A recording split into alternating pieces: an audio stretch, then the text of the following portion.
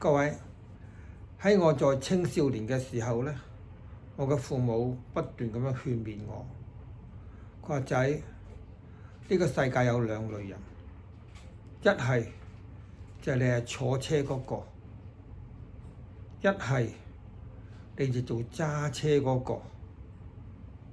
咁坐車同揸車有咩分別呢？咁其實即係老闆同司機啫。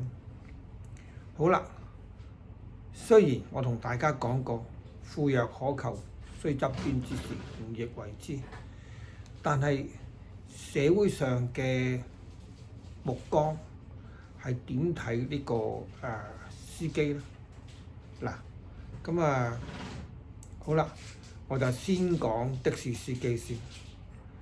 嗱，的士司機咧都係受到監管嘅，咁咧有乘客投訴佢，就調翻轉頭咧，的士咧係冇渠道去投訴一個乘客嘅。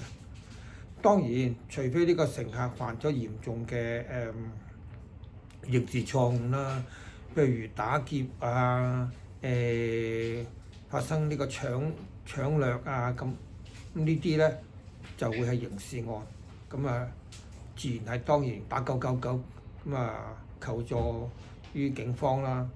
但係其他如果有咩口角啊、不滿啊咁咧，就唔可以嘅。咁如果一個搭客做咗啲好猥褻嘅行為喺個車度，咁或者言語之間係對個司機好唔尊重，咁個司機可以做到啲乜嘢咧？好啦，咁另一方面啦，如果個搭客喺架車度嘔吐，咁個司機又可以做啲乜嘢咧？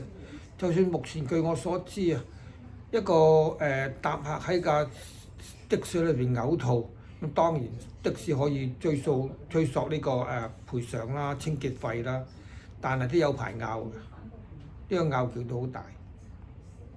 咁所以咧，的士咧係一個被人唔尊重嘅行業咧，係由呢個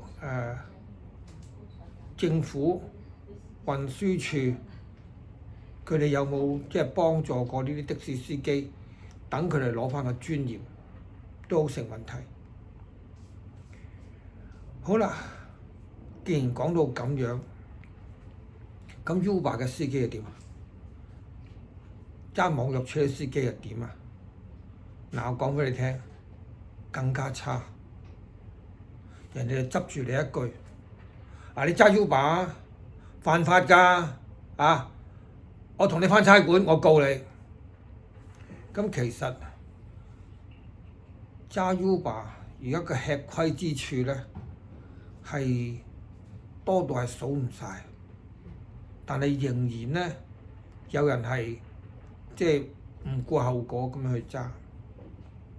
呢一點咧，我就同大家講講。你以為揸 Uber 係一種心態，叫羊群或者雞仔嘅效應？啲麻鷹嚟擔雞仔，未必擔到我咧。成千萬隻雞，喂！而家有2萬個 Uber 司機喎，咁警方出動嘅都係捉過1個半個啫，即係唔好彩啫。你係唔好彩咪俾佢捉到咯，但大部分都冇事噶嘛。好啦，當你2萬人一日俾你捉到200個，percentage 好低喎，0.2啫喎，0.1啫喎，0.1咁加上呢個運氣，過到骨嘅機會就好大嘅。嗱，其實你唔好拿呢個心態，你要攞翻一個心態就係、你究竟值唔值得為嗰10元8塊冇咗你嘅尊嚴先？嗱，呢個我覺得好重要。每一個人都有佢自己嘅尊嚴，但係你話因為做 Uber 賺多幾個銀錢而冇尊嚴嘅咧，咁我就唔同意。而的士司機俾人哋睇低嘅，就係一個好冇援助、好弱勢嘅一個行業。當然，我曾經講過話，但的士好自在啊，冇人管理㗎。你自己租咗架車，你咪自己做你自己嘅生意咯。嗱，亦都有一個朋友同我講過，呢個都係一間的士行嘅叫做可以講到佢一種叫做阿頭啦，係一個叫做經理級，一間的士行經理級。但的士行咧就個營運大家都知道係一兩個夥計，大嘅都係10個8個啫。營業主任啊、會計啊，係呢幾個做埋㗎啦。嗰啲車打咗出去俾嗰啲叫做燈頭㗎啦，嗰啲叫代理啊。好啦，呢個朋友咧同我講句咩説話咧？嗱，你唔好以為一個司機一日賺到個1000或者當你2000都好啦，1000至2000都好啦就真係賺得到。其實3個月後咧，你今日賺嗰啲錢咧，先至係落袋。因為點解咧？有冇呢個違例交通違例啦，或者有挨碰啦，要補償損失啦，咁好多嗰啲叫做 unexpected， 即係睇唔到嘅數係會翻到嚟。咁呢個咧亦都係大家要知道。咁揸的士講真一句，大家都要小心。嗱，我曾經咧睇過一啲片段咧喺 YouTube 啦，睇啲片段就係講嗰啲汽車點樣失事啊，亦都有一輯咧係專講的士失事嘅。嗱，的士失事嘅原因咧，就係太過唔專注，或者係太過心急，想快啲。嗱，我記住一句説話啊！嗱，你的士咧，的士或者的士司機咧，係被大眾認為咧一個好 professional、好專業嘅，識路啦，駕駛技術高超啦咁嘅嚇。如果你喺道路上做錯犯錯咧，人哋對你嗰個同情分係冇嘅，因為佢認為你係高啲噶嘛。